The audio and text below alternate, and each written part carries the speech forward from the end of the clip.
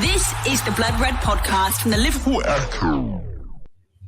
Hello and welcome to Blood Red on our dedicated YouTube channel and the Liverpool Echo's Facebook page. I'm Guy Clarke. Our Liverpool correspondent Paul Gorst is here with me for the very latest on this transfer deadline day. Ben Davies from Preston North End currently undergoing his Liverpool medical, but the Reds might not be done quite there. Gorsty, looks like we might be on for a bit of a late trolley dash for the Reds, looking for two centre-halves today.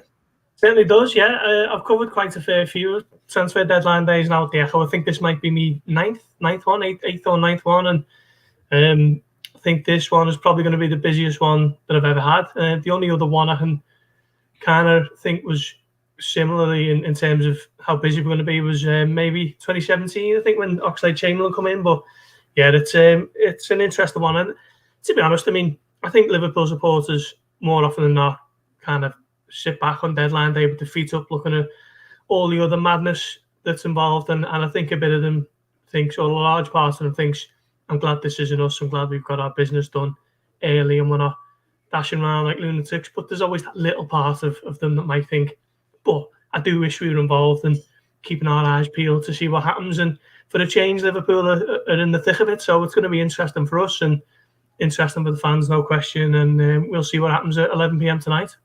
Yeah, we've got another update we'll be doing live later on in the day, rounding things up for the day. But purpose of this, Gorsty, to see what the lay of the land is. We've known since yesterday afternoon that Preston North End's Ben Davies was coming to Liverpool. As I say at the top, he's undergoing a medical right now, and this seems to be sort of a wise masterstroke from Liverpool to get a defender on a knockdown deal.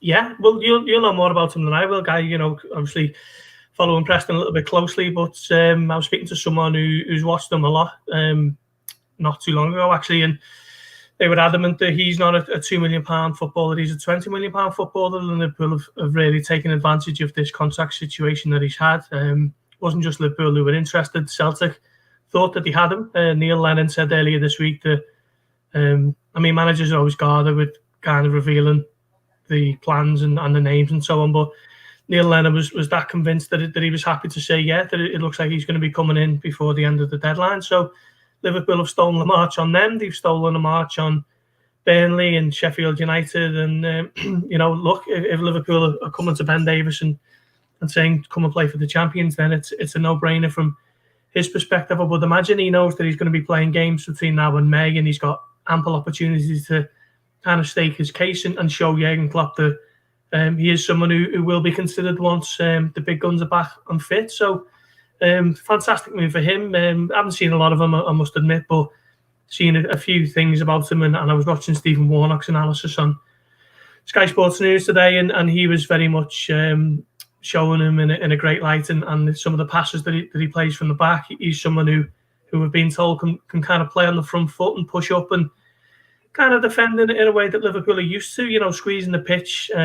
Great recovery pace enables Liverpool to play high up the pitch, and something that's a little bit more suited to how Jurgen Klopp likes to play than someone who just likes to kind of get his defensive work in first and foremost, like a Nat Phillips, who, while I think he's been fantastic in the games that he has played, isn't quite suited to that way of playing, that Liverpool way of playing. So he's going to be someone who's coming in for an initial fee of 500,000, it could rise to 1.6 depending on clauses. One of those is if he's capped for England, which shows that there's plenty of hope for what he can achieve at Liverpool. So it's going to be.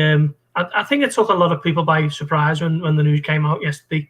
Michael Edwards kind of made the initial contact on Thursday, which shows you how quickly that these deals can progress. And it looks like he's going to be coming in the first arrival of potentially two.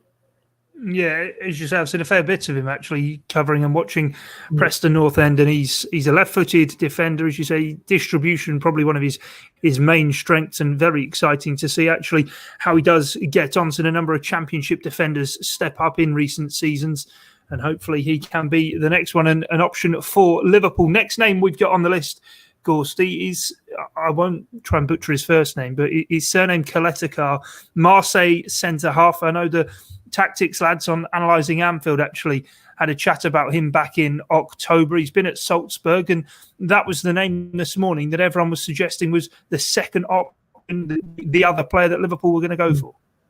Yeah, I spoke to one or two people at the club today and kind of went armed first thing in the Monday morning with a list of names, and understandably they were a bit reluctant to say yes, no, and maybe for certain players because it's such a fluid situation. I think the phrase spinning plates was put forward to me as it was to maybe one or two other reporters who were contacting them as well. So he's someone who we believe to be under consideration at this stage. He was close to joining West Ham, I believe, in October before a late change of heart and he stayed put in France. But he's someone who's played regularly for Marseille this season in Ligue 1 and I think he's made 24 appearances in all competitions for playing under Andre Villas-Boas. And he's another one I haven't seen too much of, but he's an experienced Croatian international. I think he was played for Croatia at the 2018 World Cup when they went all the way to the final. I don't think he played too much with Vida and Lovren at the back in Russia. But he's someone who could provide some ample quality to that back line. And he's another one who seems to be adept with playing those long raking passes, the Virgil van Dijk style. Virgil van Dijk style passes to the right and the left. If you think of who, the way Liverpool work, the way they operate, they look to get it forward quickly, don't they, to those wide areas of Robertson and Mane and Salah and Trent on the other side. So it's very much been, I think it's been a big kind of requirement for who Liverpool are searching for, the ability to play those passes. We've seen Ben Davies today, he is capable of doing that with his left foot from the clips that I've seen, and Caleta-Car similarly with his skill set as well. And sort of looking at the age profile of both of those, Caleta-Car's 24, Ben Davies 25, and I suppose just sort of referencing back on the Davies deal, I suppose the appeal for Liverpool with that deal is he's a homegrown player, so therefore that frees up then the opportunity maybe to bring in a foreign centre-half as well, so Liverpool can get two done rather than go for two foreign names. They've got Davies in, they've got sort of one there as a backup option, but also now going to sort of plough ahead and look to see what else is out there in the market.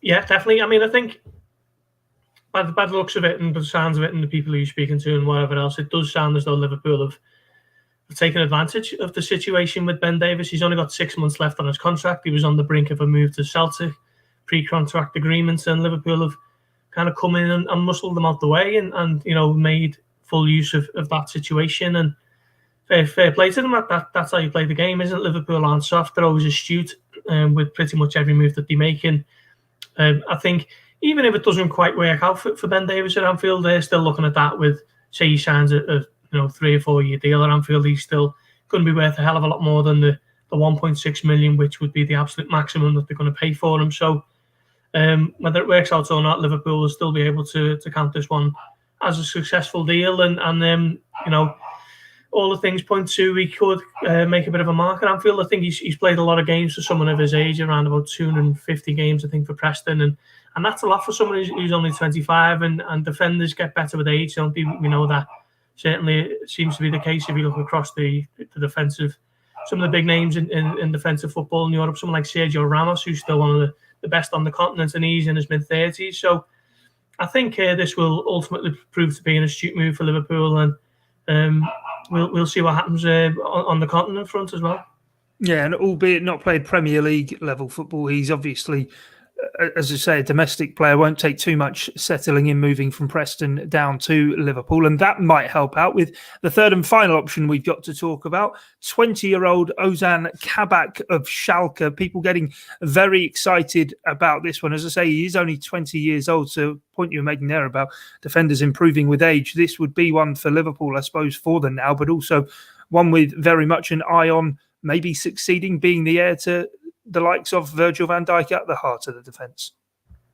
Yeah, I mean, I think Liverpool were always looking to make a big splash in the market in the summer with regards to bringing in a centre-back. I mean, we know that Van Dijk and Gomez and Matip are firmly established there, aren't they, as the senior pros. And I think Liverpool, with the financial situation that they have, I think they were always, I mean, they were never going to go and bring in a 30-40 million centre-back in January. That just wasn't realistic. And I think anyone who was thinking about that was probably doing it in hope rather than expectation. So I think maybe they've looked at Kabak and thought, can we do it 6 months earlier with a loan fee with a view to buying? It does seem to be that is the case. I mean, similar with Caleta-Car, it all kind of hinges on whether the parent club are able to source a replacement of their own. And reports in Germany at the moment are saying that Mustafi is going to be the one to do that. So it looks as though Kabak is basically waiting for the green light to undergo his medical in Germany. The German deadline is only 5 p.m. So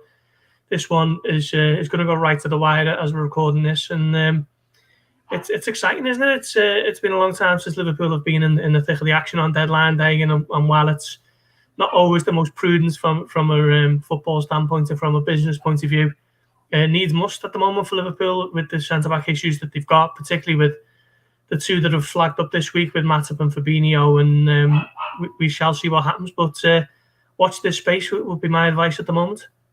Is sort of the expectation Kabak is the one to watch? He's a full Turkish international as well, albeit only 20 years of age. But as you say, it does feel as though it would be looking at a loan with the obligation to buy come the summer. Yeah, I mean, I'd say out of Kabak and Caleta-Car, I mean, those two at this stage do appear to be the front runners, don't they? And I think Kabak is the leader at the moment. I mean,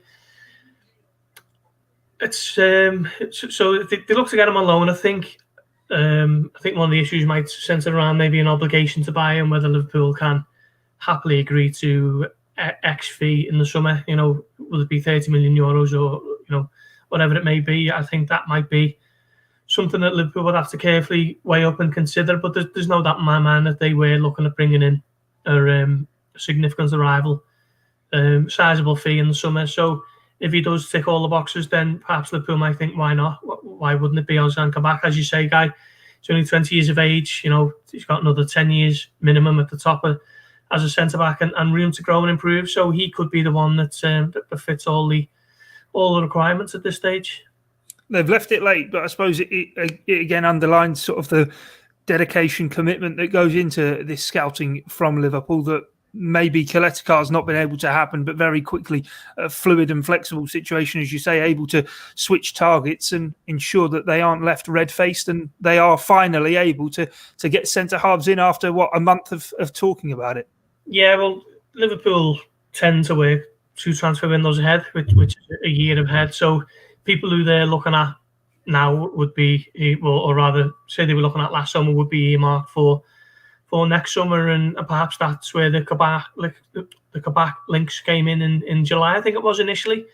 Liverpool at the time said that they weren't interested, and that has subsequently proven to be the case. But 6 months on, with so many injuries and basically no centre-backs to call on, perhaps all that groundwork has already been done for Liverpool to take another look and think, okay, well, what can we do here? So it's just about being forward-thinking and proactive, and that ultimately means that when you do need to enter into the market, all your homework has been done, and that would appear to be the case here.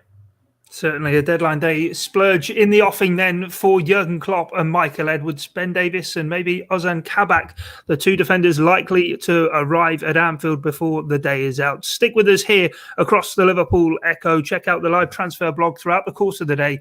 We'll be back with the live edition of the Blood Red podcast later on, also looking back on the 3-1 win down at West Ham United before we wrap things up at the end of the day when we finally find out who has indeed arrived at Anfield. But from myself, Guy Clarke, and Paul Gorst, thanks for your time and your company. It's bye for now.